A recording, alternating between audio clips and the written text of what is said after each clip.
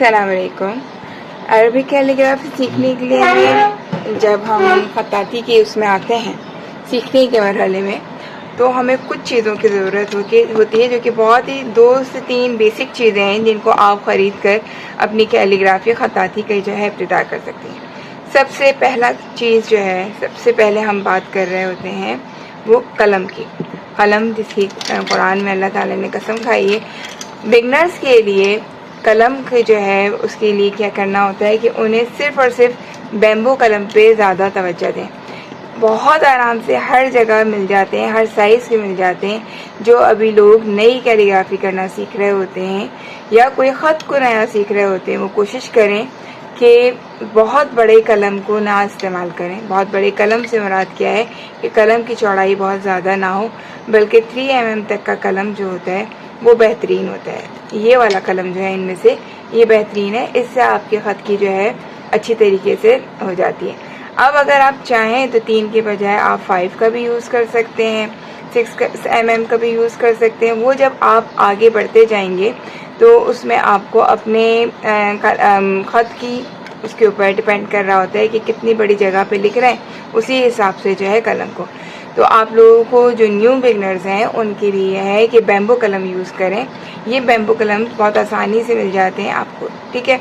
ये वाला एक फैंसी कलम है, इस तरह का ये मैंने कलम लिया था, लेकिन आपको बताने का मकसद ये है कि ये बहुत ज़्यादा इसकी अच्छा रिज़ल्ट नहीं है। बजाय इसके आप महंगे कलम पे जाएं और रिज़ल्ट भी अच्छा नहीं हो, उससे फ़ायदा नहीं है। ये कलम बहुत बेहतरीन है। ये ईरानी कलम कहलाता है। इसका ख़त बहुत मजबूत होता है, इसका ऊपर का जो हिस्सा होता है बड़ा अच्छा शार्प होता है। अगर आपको आसानी के साथ ईरानी कलम मिल जाए तो आप वो भी ले सकते हैं। ये भी ईरानी कलम की एक किस्म है। तो ये जो होते हैं ये इन चीज़ों को, ये जो कलम है वो हमारे बेसिक टूल हैं हमारी कैलीग्राफी को सीखने के लिए, ठीक है। और उसमें आप कोशिश करें कि बैम्बू कलम को यूज़ करें। अब हम रखते हैं कलम को यहाँ पर। फिर उसके बाद आ जाइए इंक पर। कैलीग्राफी की जो इंक है वो जो इजीली हर जगह मौजूद होती है किसी भी स्टेशनरी शॉप पर पाकिस्तान के अंदर, वो जो है ओमेगा की इंक है, आपको कहीं भी मिल जाएगी। ये भी एक बहुत अच्छा पिगमेंट वाली, पिगमेंट से मुराद जिसकी अच्छा कलर नज़र आता है, वो ये एक पिगमेंट था जो पिगमेंटेड इंक थी जो कि दराज से मैंने मंगवाई थी।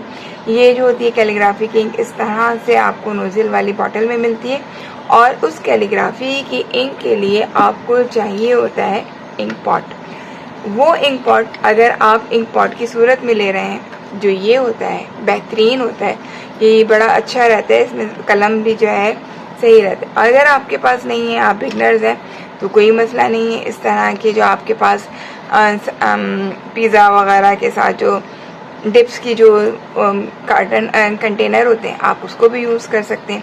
करना ये होता है कि उस कंटेनर के अंदर आपको जो है ये आपके अपने घर में यूज़ होने वाला क्लॉथ का जो धागा होता है वो, या फिर इस तरह का कॉटन जो है उसको आप लेके थोड़ा सा अलग कर लेते हैं और फिर उसके ऊपर जो है इंक को ऊपर डाल के डिप कर लेते हैं, उसके अंदर रख देते हैं। ये देखिए आपके सामने सारी इसी तरह से ही बनी हुई है।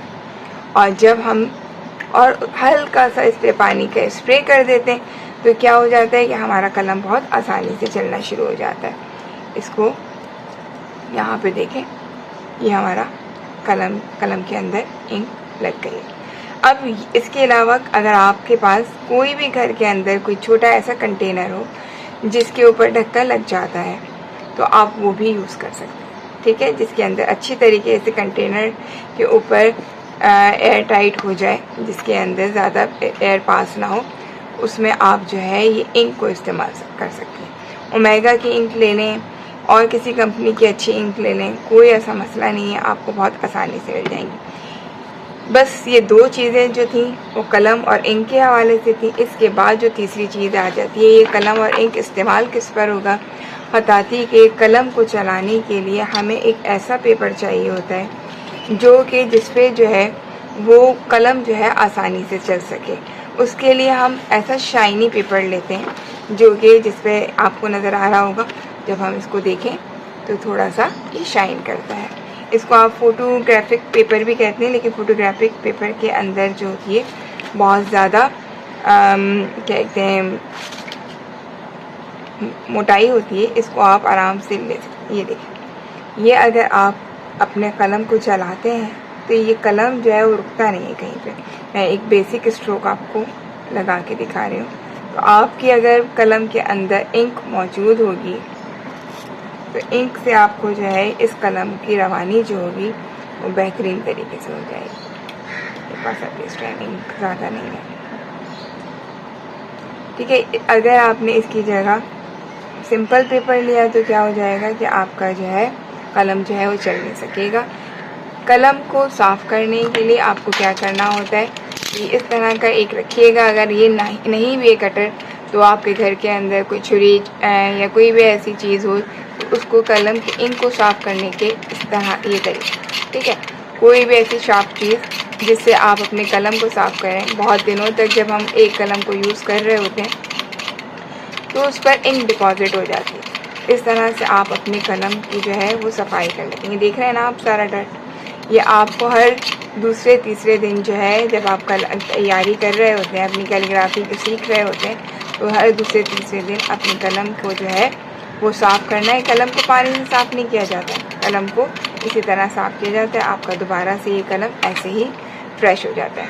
तो ये 3-4 चीज़ें, पेपर, कलम और इंक, ठीक है, ये 3 चीज़ें जो हैं बेसिक हैं, जिससे आपका कैलीग्राफी का सफ़र इंशाल्लाह बहुत आसानी के साथ पूरा हो जाएगा। अस्सलाम वालेकुम।